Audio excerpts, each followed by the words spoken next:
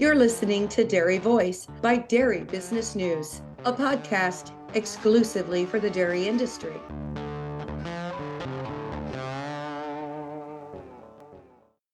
One of our sponsors of the Dairy Voice podcast is National DHIA. NDHIA ensures information accuracy and represents their members' interests. They are the direct voice for the dairy information industry. To find out more, go to dhia.org.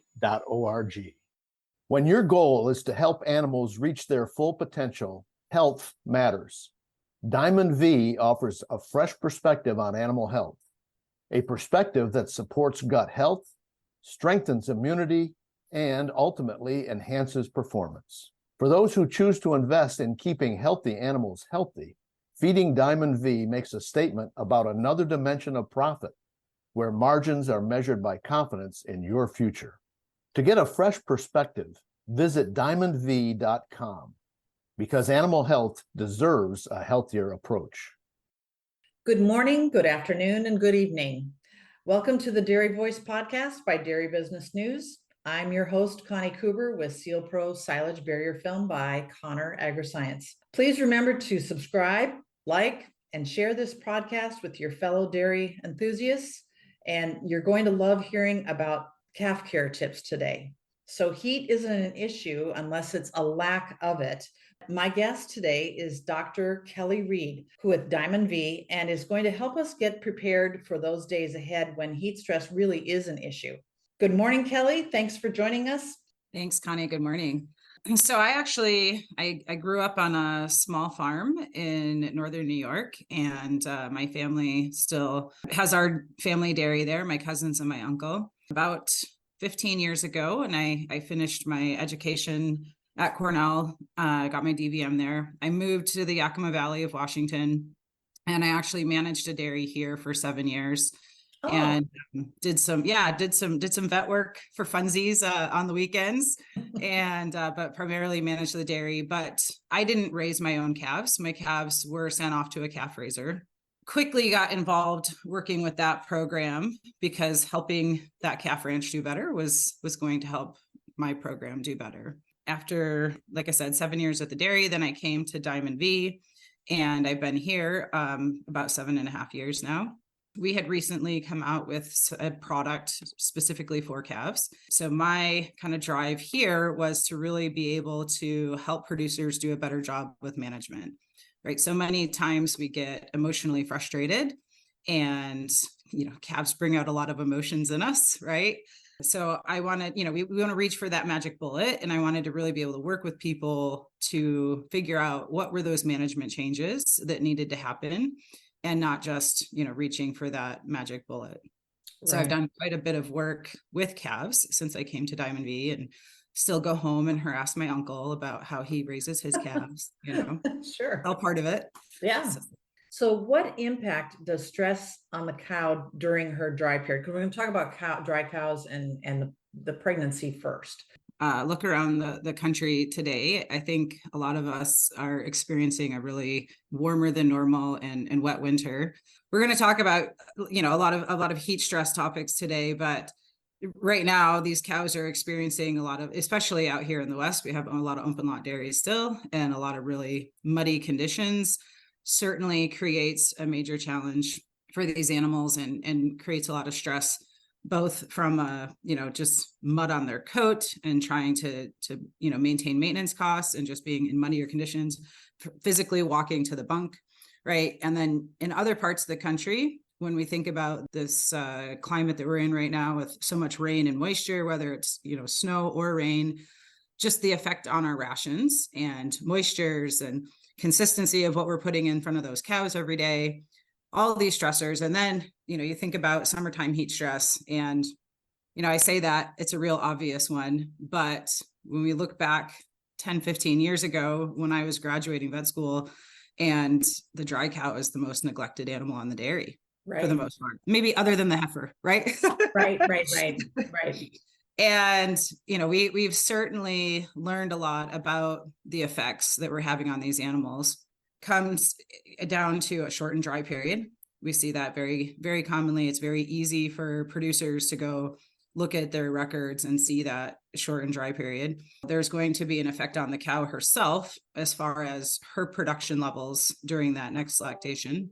Also thinking about getting her bred back again, right?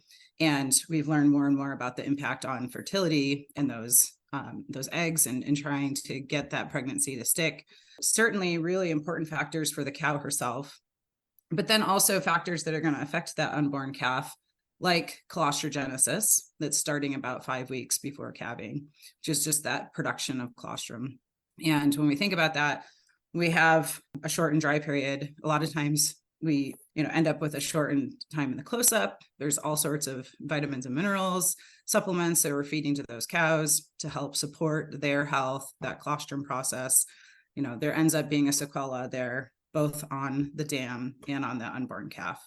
With the climate too, with just respiratory, I would think falls into that too. Yeah, absolutely. Yeah. And now it's really interesting to me. It's not even just respiratory stress on that cow. Now we're actually seeing more and more research on negative respiratory effects on that calf when that animal is stressed with that calf in utero. So interesting data, especially looking at heat stress. That's our most consistent model for looking at stress on that unborn calf, and seeing that, classically across the country every fall, you get to October and the weather's changing, and it's very reliable to see respiratory breaks in calves. And we've always blamed it on the weather, and the weather is definitely a contributing factor, but more and more we're seeing some research to support that it's respiratory, stress stemming from kind of cooking those lungs, stressing those lungs when those calves are in utero in a heat stressed cow. It's just all, we know that those calves don't breed back as well, or don't get as pregnant as well too, is the same as the dam, but really just, learning more and more sequela there, both on the dam and the calf. Have you run out of silage? Had to buy expensive, marked up feed to fill the gap? Maybe production's dropped due to lower dry matter intakes. Are molds or mycotoxins creeping through your piles or bunkers? And pitching the rot is a dangerous pain. Oxygen is the enemy. Pack it out, then keep it out with Sealpro, the professional grade silage barrier film protection chosen by top professional farmers like you. Make more, better, safer silage with Sealpro. Learn more at sealprosilage.com. So we consider that a long-term effect on that calf after she's been carried through the heat in the summer. Yeah, That's absolutely. very interesting. What more can you tell me about that research? The group in Florida, Jeffrey Dahl and Jimena Laporta, has done some of that work. She's in Wisconsin now. All sorts of other researchers that have been part of that. They've really led the way in doing a lot of this heat stress research for us as an industry. And there's some really good work that come out of what they've done in the last few years. As a dairy manager, I would adjust my days in close-up in the summertime during heat stress and go, okay, well, we're going to have a shortened gestation length. I didn't really think about the effect that was having on that calf. Right now, it's essentially a premature calf that's being born, right? So we've got a lower body size, lower body weight. And I think for me, part of it was we've also been doing, more and more genomics programs and seeing lower body weights in calves in general. So I didn't necessarily pick that up the same that, what the actual impact is for that baby calf. And so then when you think about immune development, you're also limiting, just like a human baby that's born as a preemie, you're limiting the opportunity to fully develop that immune system and organ development, right? You have all of these premature body systems that this calf up for long-term failure. So you look at these babies that were born premature, they have poor absorption of colostrum. And like I said, all these, less developed body systems. So you look at long-term performance, and it's not just a reduced performance in first lactation that's going to carry out first, second, third lactation. And you look at overall productive life of these animals, and it's about 5 months less that the research has shown productive life in these animals. So it's one of those things that, I had a conversation with Jeff Dahl last summer, and he said, you can't fix it after you screwed it up, right? Like, Yeah, well, that's true. we need to look at these dry cow programs and really do a better job, because, once we've screwed it up in that calf, we're going to deal with those effects for a lifetime. I would think that would follow through to the transition, the changeover from being a lactating cow to the dry period. That's the transition there. And then the transition from when she has that calf. Yeah, absolutely. Very interesting. I never thought about that that the shorter gestation is going to affect them, plus the effect of the heat on the unborn calf. I would think then, okay, you'd talked about they're not as good at absorbing colostrum and the antibodies in that. What more can you tell me about that? When we think about baby calves in general, and they're born with a naive immune system, right? So they have to absorb immunoglobulins. We have to feed them colostrum to receive immunoglobulins. It takes a few weeks to kind of get their own immune system going to where they can produce their own immune cells. That's sort of the foundation of just, colostrum being super important and achieving that passive transfer for those babies. When we have that reduced absorptive capacity, then it makes it harder to achieve that passive transfer and get, these immunoglobulins, in addition to all these other components of colostrum that are so important in that calf's health. During a cow's gestation, then, is there a particular time to be concerned over heat stress, or are we concerned about it all the time, or is there a difference? Yeah, it's a great question, Connie, because I think a lot of us for years have really focused on that close-up cow. And it's, we've treated that far off cow like she's on vacation, right? Right. I think if you ask any woman who is late pregnant in her third trimester, she's not on vacation, right?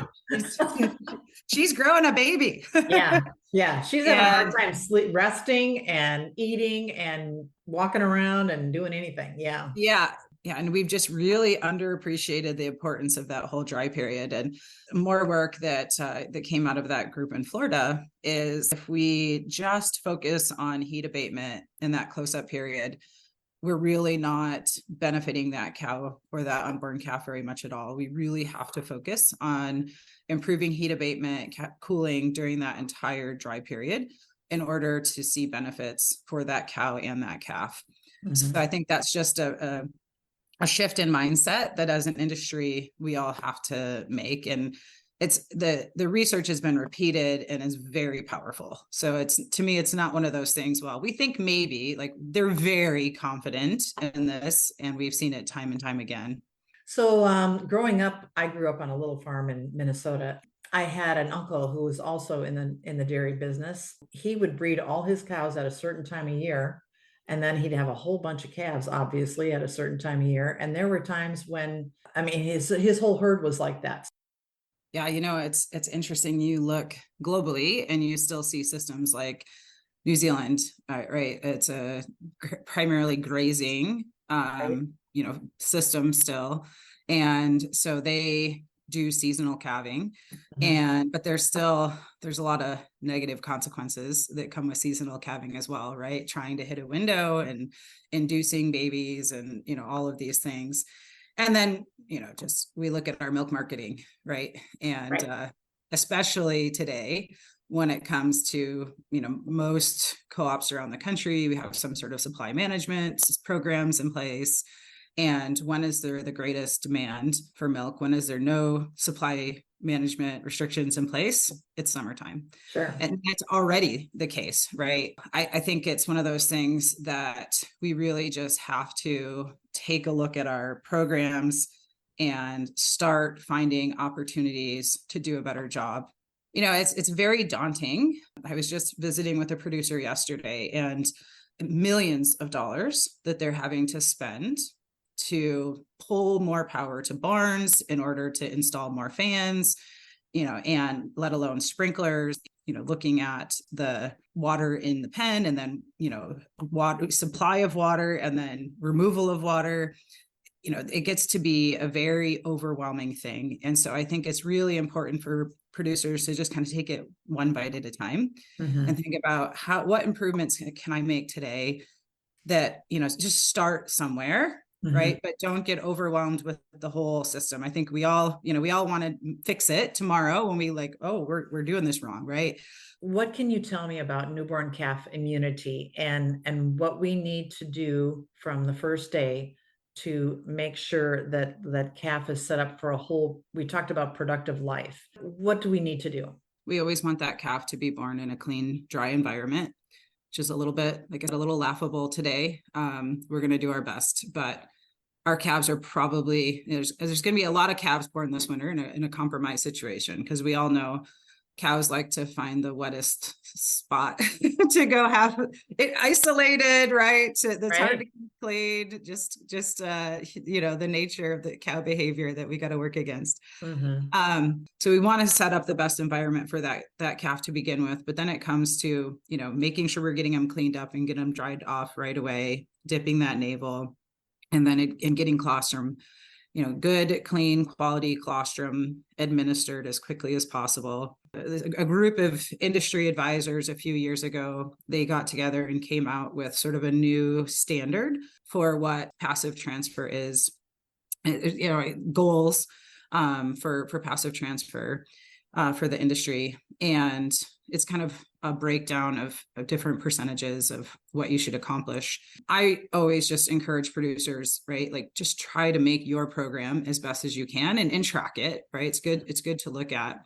But things that we can do to improve it, because especially the more and more I feel like dairy beef being animals being more valuable this past year, yes, people have taken a closer look at passive transfer, and we're supporting that calf.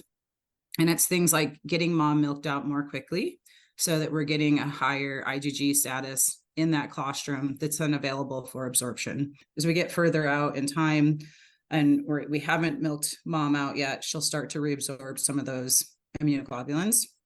She'll start to leak some milk. So get it harvested quickly, get it harvested cleanly, and get it administered to the calf right away.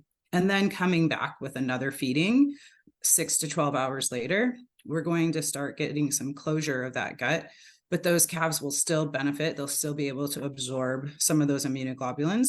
And then at the gut level, especially your IgGs will be able to attack and kill some of those bacteria, bind some of those bacteria that are in that gut. Like I said, especially right now where we know we're going to have babies born in compromised situations. The best managers are still going to have that. So that makes administering this colostrum just that much more important, because like I said earlier, it takes a few weeks for them to be able to develop their own immune cells. So we need to do our part by getting that quality colostrum into those babies right away. What with the defense against the disease, that's where the colostrum comes in. Okay. Once we're to the point of raising the calves, what threats are they looking at and how do we mitigate those? I think when we think about the headaches and challenges that producers have all had in raising babies, sort of the first big one is getting through that sort of scours period of the first few weeks. And if you think about these pathogens, enteric bugs, if you will, that are going to attack that GI tract and try to make that calf sick with scours, it's important, to note that in the intestinal tract itself, there's only one cell layer that's protecting that calf. There's a layer of mucus and one cell layer. Where we think about a cow and she in the rumen, many, many cell layers there of thickness to protect that calf from that outside world, so to speak, from those outside pathogens being able to cross over and actually get into the blood and the tissue of the calf. So this is where it's really important that we're doing all the things we can to clean, dry environment, appropriate volumes of milk, feeding that milk at a consistent time, consistent temperature, all of those things to help keep that baby healthy. And I think a lot of times we get concerned about inducing scours by feeding larger volumes of milk. And I do a lot of, the scientific term is anthropomorphizing, comparing animals to humans. But I think it's so appropriate with baby calves that, you think about a baby, a human baby, and you look at that diaper, and depending on what mom has eaten, stool is going to look different. Right. It's okay for the stool to look different in our calves. We need to offer more volume of milk and be consistent with what we're offering to keep these calves healthy, because those pathogens are going to try to attack. The more volume of milk we have, the more energy that baby has, the more it is able to, not have to spend so much on maintenance. And it still has to spend on maintenance, but it has more energy available to be developing that immune system and to be fighting off those pathogens, get through there. And it's usually those pathogens that are kind of perforating that gut. They're getting through there and they're drawing fluid out. They're creating that diarrhea and they're dehydrating these babies, right? And that, in the end, that's usually what's killing them. Sometimes they're also becoming septic. But it's just really focusing on the basics and making sure that we're offering enough to help get these babies through that phase. So a high quality colostrum. Is there anything else that we can give them or do for them? There's been more and more research on extended feeding of colostrum. It's something that, so for some people, they're just feeding one feeding right now of colostrum. I think a great starting point that really everybody could do is a second feeding of colostrum. It's not too hard to manage a second feeding colostrum. That can be colostrum itself, that first milking, if you have enough. But if you don't have enough, then take that second milking and just put a separate bottle cap on it, put a different marker on it, whatever, to keep that second milk separate and use that for your second feeding. So that's a really good starting point, because like I said earlier, you'll get some absorption, but there'll be those IgGs available in that gut to help bind those bacteria. There's also more and more work looking at extending colostrum feeding beyond that for a week to 10 days type thing. And when you look at this research, it's really intriguing to me when, and it's, again, like, it shouldn't be a surprise when we're, like taking better care of dry cows. It really shouldn't be a surprise when we look at nature, beef cows that get to nurse and they get that first, second, third milking, right? And the benefits of that. There's these, maternal factors that we're getting, these either nutritive and non-nutritive factors that are helping to stimulate organ development, helping to stimulate immune development. And in addition to having more binding capacity in that gut itself. So even calves that were just fed like 6 feedings of that first milk, second milk, third milk, each feeding, they fed the correlating milk, and then euthanized those calves and looked at organ development and health. And even just after that very short time period, they saw improved health gains and organ development in these calves. This gets a little trickier to manage though, right? And so we want to first and foremost make sure that we're feeding quality milk to these animals. Sort of been around for a long time of even just freezing some colostrum and putting like a colostrum ice cube, into a bucket or a bottle. And I think that's still a really great option. If you can manage doing that extended feeding of colostrum, that's great. But there's little steps along the way that we can do as well that are going to help benefit those calves, especially during those first few weeks. So you said how extended feeding would be considered how long? There's research looking at, anywhere from, just a few feedings extra out to like 10 days or 2 weeks. There's benefits all along the way. But that's what, for producers listening today or advisors of producers, for me, the first starting point is making sure we're at least getting 2 feedings of colostrum into those calves. It's something that I sometimes take for granted and think that it's become industry standard. But I talked, as you talk to people, ask the question, don't assume, right? Like everything in life. And that's just, it's a really good starting point.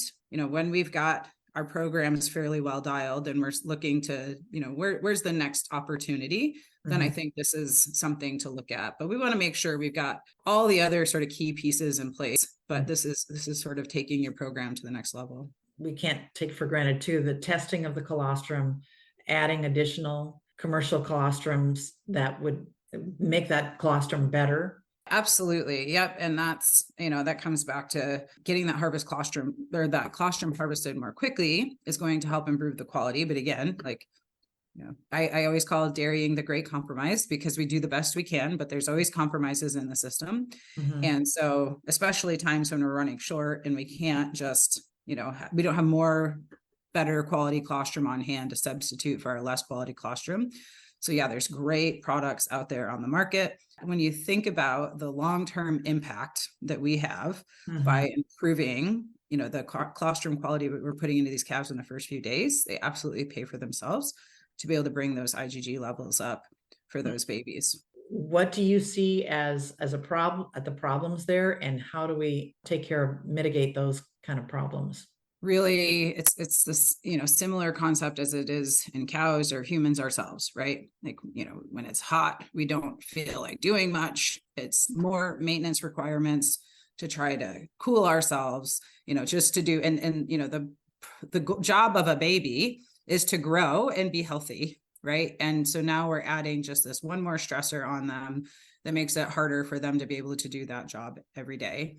And when you look at the thermal neutral zone for a calf, it's very narrow. And so they are, going to be stressed at lower temperatures than what we would typically expect. So it's really important that, one, water, and it's a huge problem still as I travel around the country. Whether you're talking about my family, Uncle Al, make sure my calves have water. I've walked behind water trucks in California at 6 a.m. and, we're filling buckets and calves are sucking it down faster than they can put it in. Right. It's just, Right. So get a bigger water bucket. There's a few places I've been on and they have, significantly larger, like a 3-gallon water bucket for calves. And they'll stick their head in there and drink. It's got to be set up correctly. Right.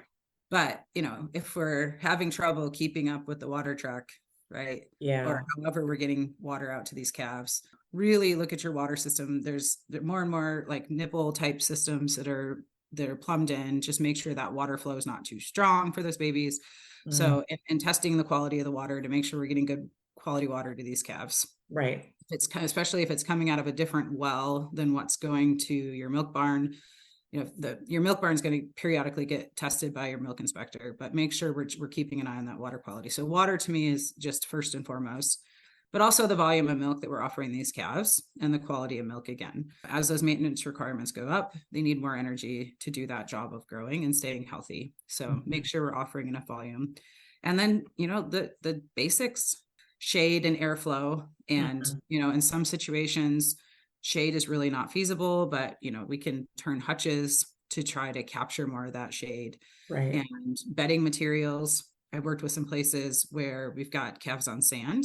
If they're not positioned properly, that sand, you think of, going on a beach in a hot summer, what happens with your feet, right? Ouch, ouch, ouch, ouch, right? Yeah. And same for these babies. They don't have a cool place to lay, right? Sand can be cool, but it also can suck in heat and be really hot. So just, really paying attention to what your calf's environment is and what they're experiencing and doing the best you can to mitigate that for those babies. What about using electrolytes? So that is a great opportunity to help, especially in the first few weeks. No matter how good of a program we do, we're going to have some calves that are loose and losing some electrolytes through their stool and also breathing off more. So it's really can be a really helpful in that critical week to 10 days time frame for babies. I like to see people come back between, like if they're doing 2 feedings, come back between that first and second feeding and offer a bottle or put some electrolytes in the bucket in between there. It is still really important though to make sure that we're offering free choice water. I'd say smaller body size animals like jerseys, I've probably seen the most benefit from electrolytes anecdotally. Right. If we're offering enough volume of milk and we're offering enough volume of water, you shouldn't need to offer electrolytes. Okay. But it is a good tool and can be a good supplement, but it's not, you don't want to use it in place of milk or in place of water. It's a supplement to both of those.